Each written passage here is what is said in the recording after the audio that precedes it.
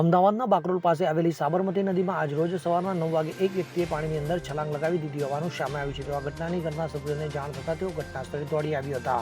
ત્યારે એવું જાણવા મળ્યું કે છલાંગ લગાવનાર વ્યક્તિએ પોતાના મોટા ભાઈને સવારે 8:30 વાગે કોલ કરીને કીધું કે હવે મારે નથી જીવવું અને હું સાબરમતી બ્રિજ ઉપરથી કૂદી જવા છું હોવાનું તેમણે જણાવ્યું હતું. જોકે ભાઈ ઘટના સ્થળે પહોંચતા તેમની આંખોની સામે વ્યક્તિએ છલાંગ લગાવી દીધી હતી. તો આ મામલે પોલીસને જાણ કરવામાં આવતા પોલીસે સ્થળે આવીને ફાયર બ્રિગેડવાળાને જાણ કરતા ફાયર ટીમ દ્વારા છલાંગ લગાવનાર ઇસમની તપાસ હાથ ધરવામાં આવી હતી. તો ઘટના સ્થળે 108ને પણ હાજર રાખવામાં આવી હતી. તો ફાયર બ્રિગેડવાળા બોટિંગ ઉતારીને વ્યક્તિની શોધખોળ કરીને આગળની તપાસ હાથ ધરી હતી.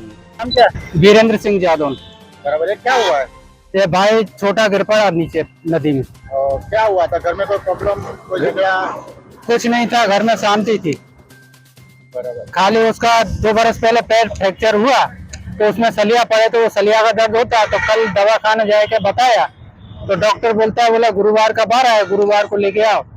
तो उसको शाम को 9 बजे तक बैठ के नहीं समझाया कि नहीं आया। मैंने कि लाला गुरुवार को चलेंगे तो जब तेरा ये सलिया निकालने लायक हुआ तो निकलवा देंगे, नहीं तो इसको ऊपर से कटवा देंगे। आपको मालूम कैसे पड़ा एक भाई के इधर पानी में कूदा? वो भाई ने फोन करा छोटे भाई को, छोटे भाई ने मेरे को फोन करा, फिर मैं उसके घर पे गया। घर पे जाए क्या नहीं, फिर उसके घर से मैंने फोन लगाया। जब उसने बोला भाई साहब चरण ढोक चिल्ली जयराम जी की। लेकिन तू है कहाँ, मेरे को ये बता। बोला पुल पे हूँ।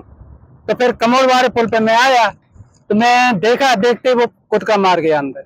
बराबर। तुमने देखा था वो खुद का मारा हो? हाँ, खुद का मारता देखा। तो उसके बाद तुमने क्या किया? उसके बाद में मैंने भी खुद का मारा, मगर मेरे को दिखाई नहीं दिया पानी के अंदर। और तुमने बचाने की कोशिश किया? हाँ, बचाने की कोशिश की। उसके बाद तुमने क्या किया? उसके बाद मैं ऊपर आया, ऊपर आए कहने पुलिस को फोन करा 112 पे। पुलिस आई कहने और 8 घंटा तक इधर उधर घूमते रहे। फिर फायर ब्रिगेड को बुलाया, फायर ब्रिगेड के बारे 2 घंटा तक इधर उधर घूमते रहे, उसके जब तक उन्होंने कोई कार्रवाई नहीं करी। अभी फायर सेफ्टी वाला आया है? अभी है फायर सेक्रेटरी वाला, वो क्या कर रहा है? वो पानी की बोट लेके नहीं अंदर देख रहे हैं। बराबर। और आपका जो भाई है, हाँ, बराबर, वो धंधा क्या कर रहा था? धंधा पहले घिसाई का करता, अभी वो घर ही बैठा आराम से। और जो पैर में जो सरिया का बात कर रहे हो तुम, हाँ, वो किस तरह का सरिया पैर में डाला था? पहले क्या हुआ था? एक्सीडेंट हुआ। तो पहले एक्सीडेंट किसके साथ हुआ था?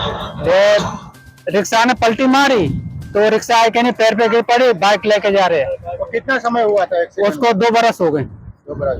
वो कोई ऐसा तो अच्छा नहीं है ना कि पैर के हिसाब से भाई कंटाल के ऐसे आत्महत्या करा? नहीं, ऐसा कुछ नहीं था, वैसा कोई परेशानी नहीं थी उसके लिए। कोई परेशानी? वो भाई को का लड़का कितना है? लड़का 2। बराबर। और रहते कहाँ पे?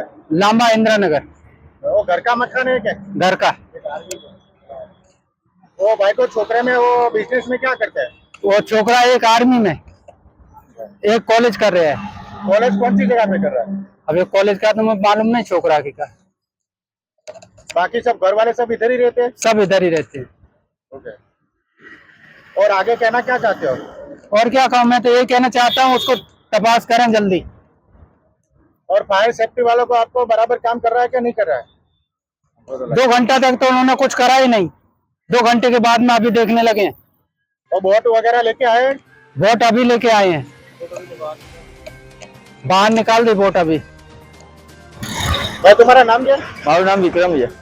આ ભાઈ જે નદીમાં કૂદી ગયા છે એ તમારે શું થાય? એ મારા કાકા થાય છે. હા, બરાબર છે. અને શું ઘરના કામકાજથી કંટાળીને કૂદી ગયા છે? ના, એવું કોઈ ઇસ્યુ જ નથી. તો તમને જાણ કેવી રીતે છે? મારા કાકાએ ફોન કર્યો મારા ઉપર, તો મને ખબર પડી ને હું મારો ભાઈ 2 જણા આયા અહીંયા ગાડીમાં. તો તમારા કાકા હું એ ભાઈને શોધવા માટે નદીમાં કૂદ્યા હતા? હા, એમણે કીધું કે હું નદીમાં કૂદ્યો હતો. એ ભાઈએ તમારા જે કાકા થાય છે હા, એ એમને કૂદતા જોયેલા ખરી? હા જોયેલા ને. પછી એમને બચાવવાની કોશિશ કરેલી ખરી? હા કરી, પણ એ એમ કહે કે હું કૂદ્યો પાછળ, પણ એ બહાર ના આવ્યો. ક્યાં સુધી એને ગોતવાની ટ્રાય કરી છે? એમની જ્યાં સુધી અંદર ઈચ્છા હતી ત્યાં સુધી જોયું એમને, પછી એમને ખબર ના પડી તો બહાર આવી ગયા. તમે પોલીસને કે ફાયર સેફ્ટીને કોઈને જાણ કરવામાં આવી હતી? એ એમણે ફોન કરી દીધેલો કાકાએ મારા. તો કેટલા સમય લાગી ગયા પોલીસના ફાયર સેફ્ટી પહોંચવામાં? હું આવ્યો ત્યારે તો પોલીસ આવી ગઈ હતી, ફાયર બ્રિગેડ નથી આવી, પછી આવી થોડા ટાઈમ પછી, અડધો કલાક પછી આવી. અને ફાયર બ્રિગેડ વાળા આયા છે તો ગોતવાની હાથ તપાસ કરી છે કે નથી કરી? એ અમે આવ્યા ત્યારે બેઠા હતા આરામથી, અત્યારે તપાસ કરે છે ધીરે ધીરે. અમુક બેઠા આરામ કરે લીમડા લે છે, અરે તમે કહો છો ફાયર સેફટી વાળાને ગોતો તો એ શું કહેવા માંગે છે ફાયર એ સેફટી? તો એવું કહે કે વેહીને આગળ જતી રહીએ છે, આગળની સાઈડ જતી રહીએ છે કે અમે તો ઓધી અમે પ્રયાસ કરીએ છીએ કે તો તમારી કેવી માંગ છે? અમારી તો એવી માંગ છે કે અમને ડેડ બોડી મળી જવી જોઈએ. આ ભાઈ શું બિઝનેસ કરતા હતા? આ ભાઈ 2 વર્ષ પહેલા પથ્થર પોલીસ નું કામ કરતા હતા, પછી ઘરે આરામ કરે, પગમાં વાગ્યું એટલે પછી આરામ પર આવી ગયા. અત્યારે કોઈ જાતનું કામ કરતા નહોતા. ના, અત્યારે કોઈ જાતનું કામ નહીં. આ ભાઈને કેટલા છોકરા છે? આ ભાઈના 2 છોકરા છે, એક મિલિટરીમાં છે અને એક કોલેજ કરે છે. બરાબર. મિલિટરીમાં હાલની તારીખમાં આ ભાઈનો છોકરો ડ્યુટી પર છે. આ ડ્યુટી ઉપરથી એમને જાણ કરવામાં આવી છે હા કરીને એને જાણ કરી, એને રજા આપી દીધી. અને આ ભાઈ કઈ જગ્યાએ રહેતા હતા? અહીંયા લાંબા ઇન્દ્રાનગરમાં રહેતા હતા 2 નંબરમાં. અને ઘરનો કોઈ કંકાસ છે નહીં? કોઈ કંકાજ નહીં એમના ઘરનું. તમારો કાકાનું એવું કહેવાનું છે કે આ ભાઈને સળિયો નાખેલો હતો, હા એ કઢાવા જવાનું હતું. હા, એ જવાનું હતું. કાલે ગયા હતા દવાખાને, તો એમને કીધું કે ગુરુવારનો વારો છે.